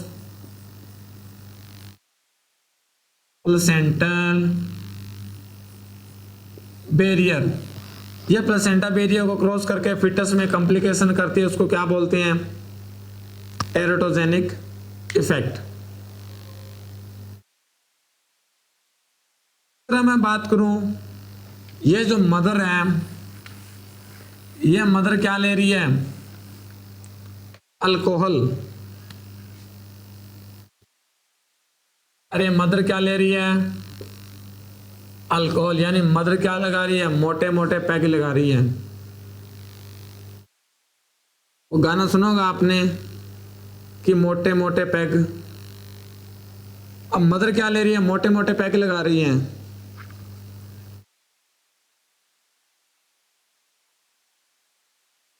अब ये जो मोटे मोटे पैक लगा रही है वो मदर, उस मोटे मोटे पैक का असर किस में जा रहा है? फिटस में। बिकॉज ये अल्कोहल क्या करती है? प्लेसेंटा को क्या करती है? बैरियर को क्रॉस करती है, और क्रॉस करके फिटस में क्या कॉज करेगी? फिटल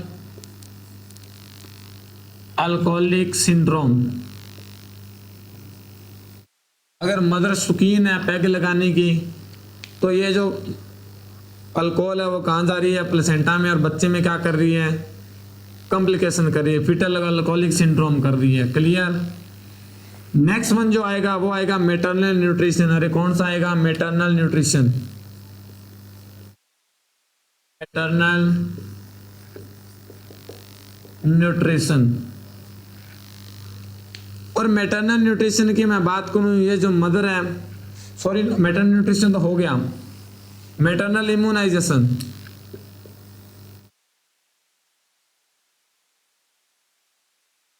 मैटरनल इम्यूनाइजेशन, ये जो मैटरनल इम्यूनाइजेशन है,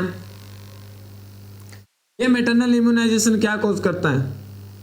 अब मदर को हम इंजेक्शन देते हैं, कौन सा इंजेक्शन देते हैं? इम्यूनाइजेशन देते हैं। कौन सा? टीटी का देते हैं। यस और नो देते हैं ना? फर्स्ट जो डोज है वो कब देते हैं? Early in pregnancy, early soon in pregnancy. जल्दी से जल्दी क्या ले लो? ये डोज ले लो। सेकेंड जो डोज रहती है वो देते हैं आफ्टर 4 वीक्स, और थर्ड जो देते हैं वो देते हैं booster dose, dose if needed. अगर जरूरत है तो हम उसको बूस्टर डोज देते हैं, और इसका जो डोज रहता है वो देते हैं 0.5 mg। कितनी देते हैं? 0.5 mg। IM रूट होता है इसका, ये मदर को देते हैं। ये जो इम्यूनाइजेशन है, अगर मदर ने नहीं लिया, अगर मदर ने इसको अवॉइड कर दिया इम्यूनाइजेशन को, तो ये बच्चे में क्या किसका रिस्क रहता है? रिस्क ऑफ टेटनस,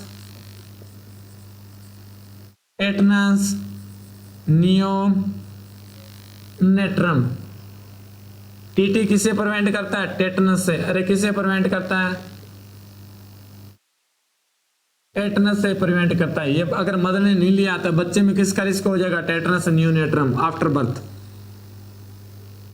और इस टेटनस नियोनेट्रम में क्या क्लिनिकल मैनिफेस्टेशन देखने को मिलती है बच्चे में? तो इसमें देखने को मिलती है स्टिफनेस,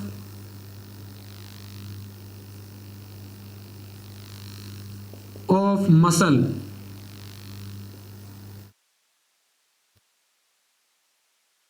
जो स्टिफनेस हो जाता है। और तो तीसरा मोस्ट कॉमन अगर बात करूं तो वो देखने में ओपस्थोनस पोजीशन, ओपस्थोनस पोजीशन। उल्टा हो जाता है पर्सन, ऐसे हो जाता है, ऐसे बेंड, ऐसे ओपस्थोनस पोजीशन, हैंड पीछे की तरफ ऐसे ओपस्थोनस पोजीशन। क्लियर।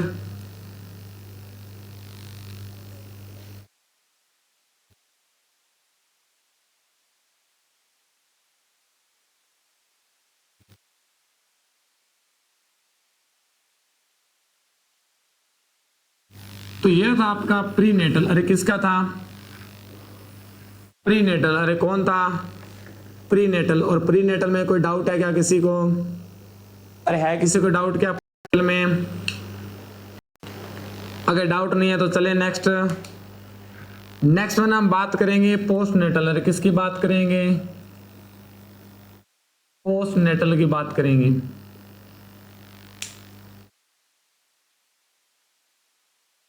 अरे कुछ तो रिस्पॉन्स दीजिएगा, यस नो कुछ तो दीजिएगा,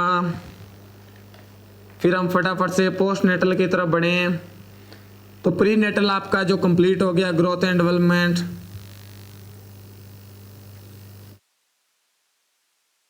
नेक्स्ट वन जो ग्रोथ एंड डेवलपमेंट पढ़ेंगे वो पढ़ेंगे हम पोस्ट नेटल का। वेरी गुड, अगर क्लियर है तो अच्छी बात है। तो नेक्स्ट वन जो हमारा ग्रोथ एंड डेवलपमेंट आएगा वो आएगा पोस्ट नेटल का। और पोस्ट नेटल में भी सेम ग्रोथ एंड डेवलपमेंट की बात करेंगे। तो सबसे पहले हमारा आएगा वो आएगा कि ये जो पोस्ट नेटल है, इस पोस्ट नेटल में ये जो इफेक्ट है ये बच्चे में, ये मदर की प्रॉब्लम से नहीं आता, ये बच्चे की प्रॉब्लम से आता है। कैसे? सबसे पहले हम इंपॉर्टेंट पैरामीटर की बात करेंगे तो वो बात करेंगे न्यूट्रिशन का। अरे बच्चे का क्या? न्यूट्रिशन। अब बच्चे के न्यूट्रिशन का मतलब है बच्चे का जो पहला न्यूट्रिशन होता है, अरे वो कौन होता है? वो होता है ब्रेस्ट फीडिंग यानी कोलोस्ट्रम।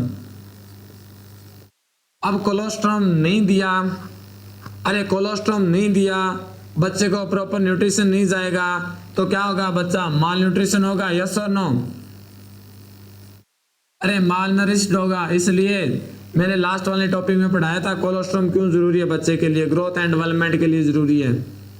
अगर बच्चे को न्यूट्रिशन नहीं मिला, प्रॉपर ब्रेस्ट फीडिंग कोलोस्ट्रम नहीं मिला तो क्या होगा? बच्चे को माल नरिश्ड होगा, ग्रोथ एंड डेवलपमेंट अफेक्ट होगी। नेक्स्ट वन मैं बात करूं तो वो आता है इन्फेक्शन। अरे कौन सा? Early age infection.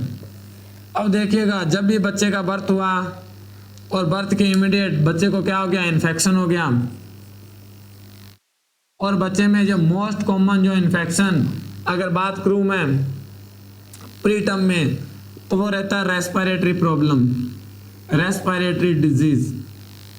और रेस्पिरेटरी डिजीज में भी मोस्ट कॉमन क्या? निमोनिया।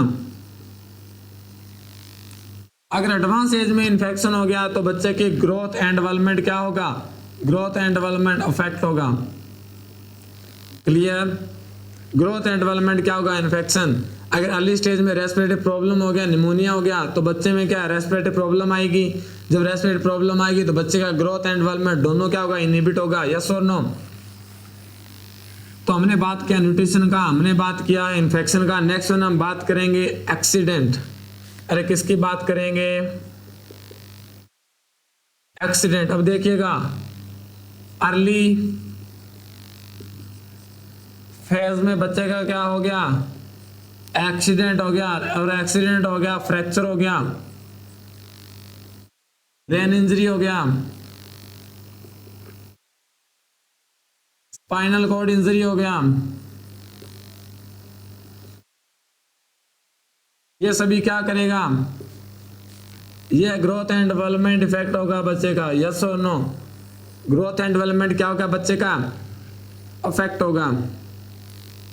इसलिए हम इन्फेक्शन से क्या करते हैं? बच्चे को प्रिवेंट करते हैं। एक्सीडेंट से बच्चे को क्या करते हैं? प्रिवेंट करते हैं। क्लियर? अगर अर्ली स्टेज में किसी का फ्रैक्चर हो गया तो बच्चा क्या है? उसकी बोन ग्रोथ नहीं होगी प्रॉपर। अगर अर्ली एज में क्या हो गया? फ्रैक्चर हो गया तो ये जो बोन है इसकी ग्रोथ अफेक्ट होगी। ये स्पाइनल कॉर्ड का अगर इंजरी हो गया तो उसको कुछ भी हो सकता है, कोई भी कॉम्प्लिकेशन हो सकती है। क्लियर? कॉम्प्लिकेशन कैसे? पैरालिसिस हो सकता है उसको, हेमीप्लेजिया, पैराप्लेजिया, ये सभी चीज़ें हो सकती हैं। और नेक्स्ट वन मैं बात करूं तो एक्सीडेंट के बाद नेक्स्ट वन जो आता है वो आता है इम्यूनाइजेशन। अरे कौन सा आता है? इम्यूनाइजेशन।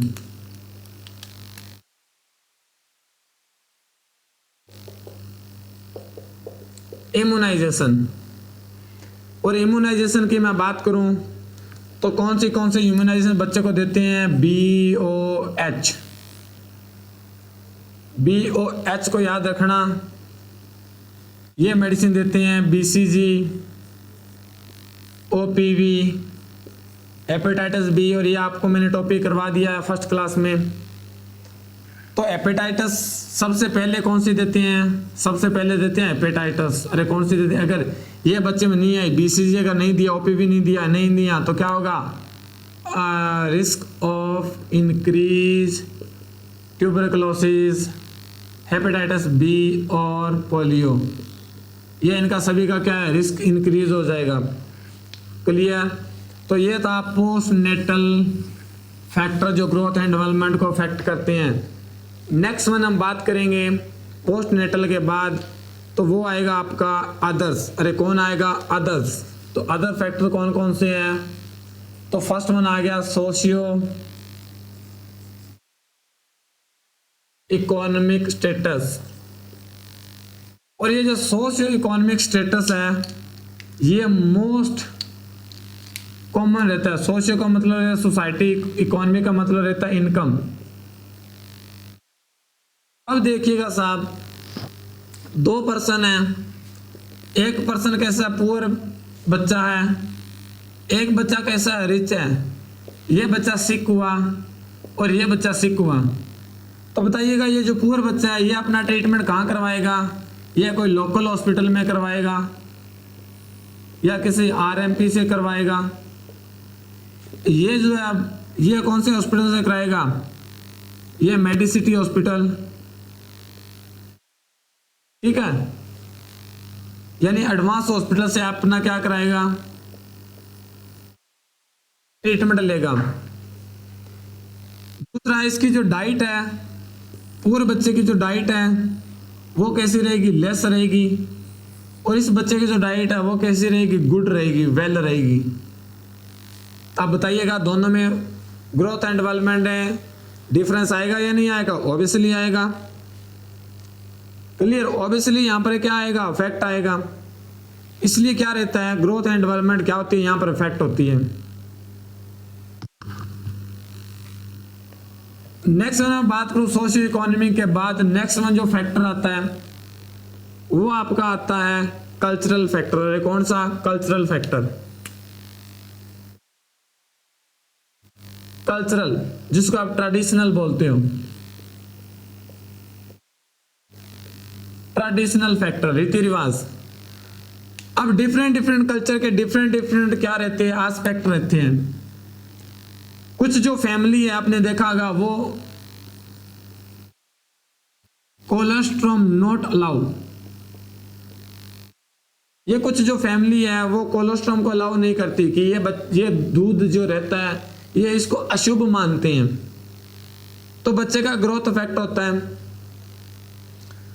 तीसरा मैं बात करूं कि ये जो बच्चा है ये कोलेस्ट्रॉम है, ये नहीं लेगा तो ग्रोथ क्या होगा? अफेक्ट होगा। दूसरा मैं बात करूं, कुछ जो कल्चर्स रहते हैं ये बोलते हैं ये नहीं खाना, वो नहीं खाना, ऐसे कपड़े नहीं डालने, ये नहीं करना, इसके साथ बातें नहीं करनी, ये सभी चीजें ये बच्चे की ग्रोथ को फिर अफेक्ट करता है, बच्चा फ्रीली नहीं रहता। तीसरा मैं बात करूं फैक्टर तो वो आता है आपका इमोशनल फैक्टर। कौन सा? इमोशनल। इमोशनल, और इमोशनल का मतलब रहता है रिलेटेड टू बाउंडिंग, लव। अब जिस बच्चे का जो लव है वो अच्छा मिल रहा है, उस बच्चे का अच्छा इमोशन है, उसके जो फैमिली मेंबर है उसको अच्छा इमोशनल केयर दे रहे हैं। क्लियर? और एक ऐसी फैमिली है जो दिन रात काम करती है बिकॉज उसका मनी प्रॉब्लम है, बच्चा उसका घर पर रहता है और वो काम करने जा रहे हैं तो बच्चे को प्रॉपर टाइम नहीं दे रहे, बच्चे की प्रॉपर केयर नहीं हो रही, प्रॉपर उसका आई टू आई कांटेक्ट नहीं हो रहा, तो ये सभी इमोशनल फैक्टर में आते हैं। किस में आते हैं? इमोशनल फैक्टर में आते हैं। आई बात समझ में? अरे आई बात समझ में? यस और नो? तो ये था आप हमारा ग्रोथ एंड डेवलपमेंट के फैक्टर कौन कौन से फैक्टर हैं। नेक्स्ट वन जो हमारा टॉपिक आएगा वो आएगा प्रिंसिपल्स एंड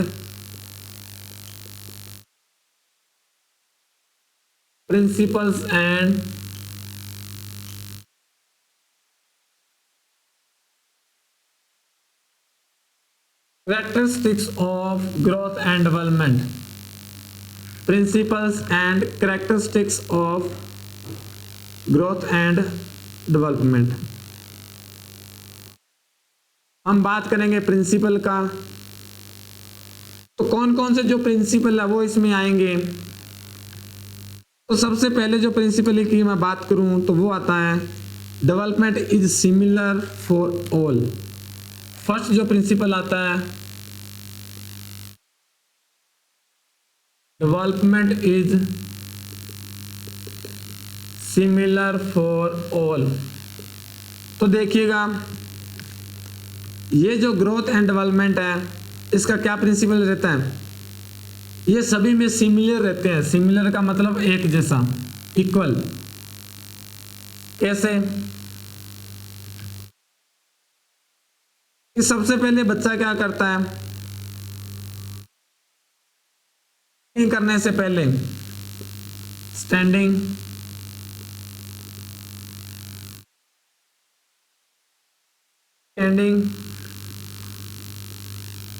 बिफोर वॉकिंग।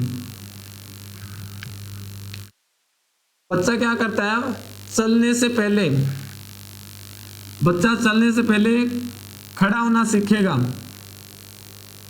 बच्चा चलने से पहले खड़ा होना सीखेगा। ऐसा नहीं है कि बच्चे ने पहले चलना शुरू कर दिया फिर खड़ा होना सीखा, ऐसे कभी नहीं होता। जब भी बच्चे का बर्थ होता है, बच्चा क्या करता है, सिट करता है, पहले उसको पकड़ के बिठाते हैं, फिर अपने आप बैठता है, फिर बच्चा क्या है, किसी चीज को पकड़ कर चलता है, फिर अपने आप चलता है। ठीक है, ऐसी चीज रहती है। तो ये जो डेवलपमेंट क्या रहता है, सिमिलर रहता है ऑल, सभी में। दूसरा मैं बात करूं प्रिंसिपल, तो वो रहता है general to specific. General to specific, general and specific. इसका मतलब रहता है कि सबसे पहले बच्चा वो क्या करेगा, कॉमन, उसके बाद स्पेशल काम करेगा। कैसे? ये बच्चा छोटा है, 4 महीने का बच्चा है, वो क्या करेगा, सबसे पहले अपने हाथ को ऐसे ऐसे हिलाएगा, फिर अपने हाथ को ऐसे ऐसे हिलाएगा। अगर हम बच्चे को बोल दें कि कोई चीज को पकड़ो, तो बच्चा क्या करेगा, ऐसे पकड़ेगा, ऐसे। बच्चा 6 महीने का, हम बोलेंगे इसको, वो ऐसे पकड़ेगा। बच्चा कभी भी ऐसे चीज को नहीं पकड़ेगा। इसको बोलते हैं हम स्पेसिफिक, इसको बोलते हैं हम जनरल। ये स्पेसिफिक और ये क्या है, जनरल। सभी फिंगर्स क्या है, कॉमन आ गई, ये हो गया जनरल। स्पेशल आ गया, ये फिंगर, ये स्पेशल। क्लियर? तो ये रहता है जनरल टू स्पेसिफिक। अब जनरल टू स्पेसिफिक का क्या मतलब है, इसका मतलब है फाइन ग्रास्प। अरे कैसा, एग्जाम्पल के तौर पर लिख लो, फिंगर ग्रास्प।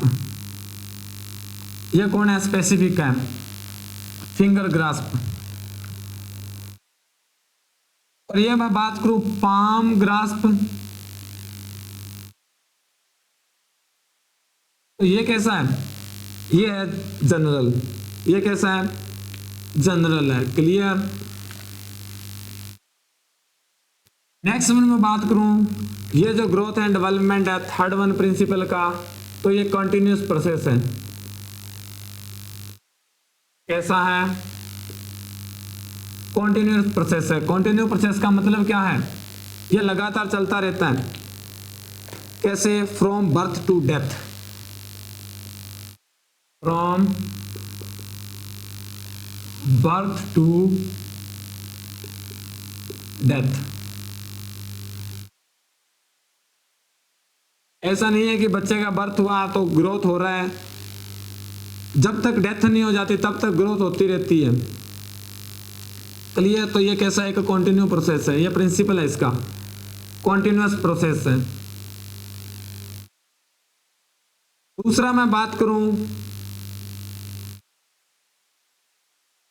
इंडिविजुअल डिफरेंस, दूसरा मैं इसका बात करूं तो वो कैसा आता है, इंडिविजुअल डिफरेंस। Individual difference. अब इंडिविजुअल डिफरेंस कैसा कि ग्रोथ एंड डेवलपमेंट डिफरेंट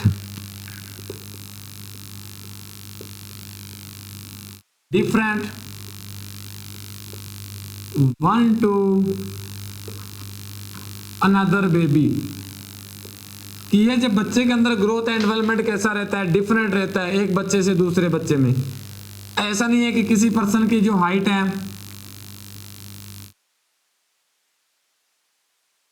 वो 1 ईयर है, या किसी पर्सन का जो वेट है वो 1 ईयर पर ट्रिपल होता है।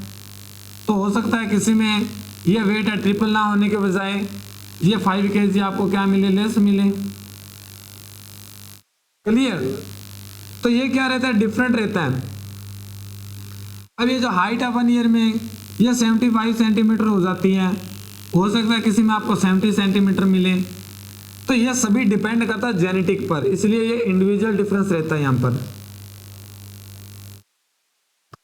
दूसरा मैं बात करूं ऑलवेज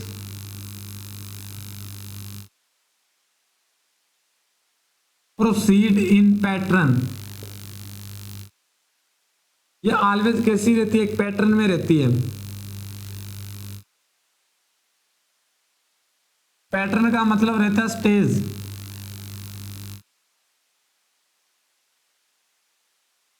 एक स्टेज में रहती है। स्टेज में कैसे कि मैं बात करूं कोई पर्सन है, उस पर्सन जो स्टेज है, सबसे पहले जो स्टेज आती है वो कौन सी आती है, नियोनेट। कैसा, नियोनेट। नियोनेट के बाद आपका कौन आएगा, इन्फेंट आएगा। इन्फेंट के बाद में आपका टोडलर आएगा, फिर प्री स्कूल आएगा, फिर स्कूल गोइंग आएगा। ये ऐसा रहता है, एक पैटर्न में चलता है। ऐसे ऐसे पैटर्न चलता है ये। ऐसा नहीं कि पहले इन्फेंट हो गया, फिर नियोनेट हो जाएगा, फिर टोडलर हो जाएगा, फिर स्कूल आ जाएगा, फिर प्री स्कूल। ऐसे नहीं होता, ये बिल्कुल एक पैटर्न में चलता है। कैसे चलता है, एक पैटर्न में चलता है। क्लियर? नेक्स्ट मैं बात करूं सिफेलोकोडल डायरेक्शन। नेक्स्ट मैं बात करूं सिफेलोकोडल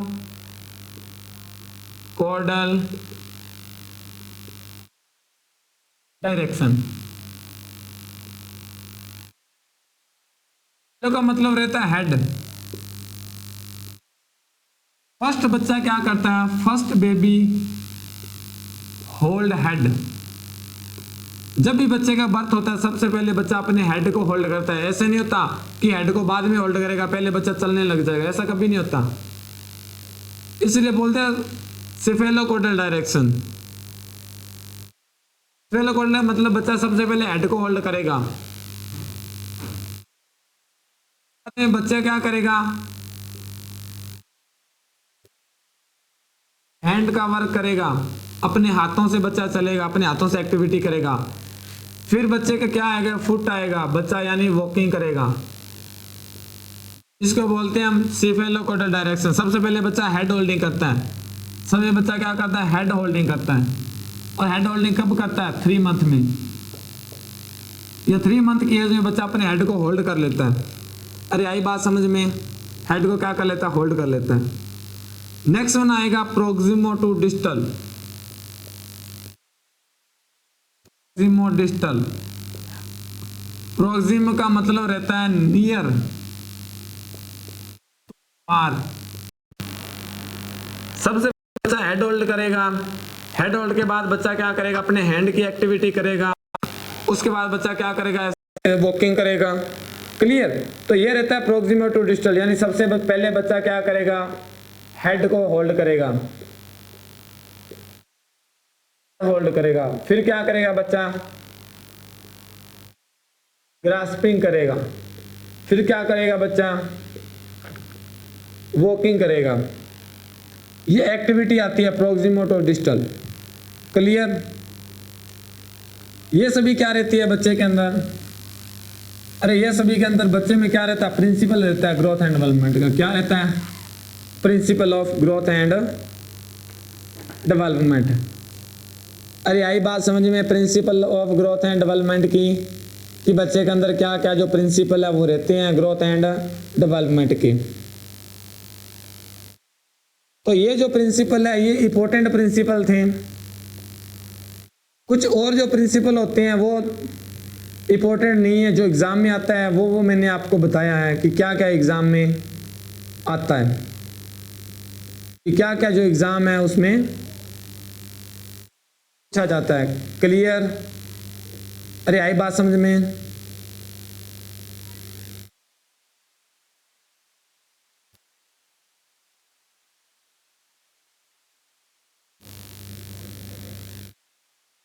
तो आज के लिए जो क्लास है वो इतना ही है। ग्रोथ एंड डेवलपमेंट की क्लास थी, काफ़ी इंपॉर्टेंट हमने एमसीक्यूज किए इसमें। तो कोई डाउट है तो आप पूछ सकते हो। Okay, no doubt. चलो अच्छी बात है, कोई डाउट नहीं है तो आज के लिए क्लास इतना ही है। कल फिर हम इस ग्रोथ एंड डेवलपमेंट के आगे टॉपिक डिस्कस करेंगे इसका। तो आज के लिए इतना ही। Thank you so much.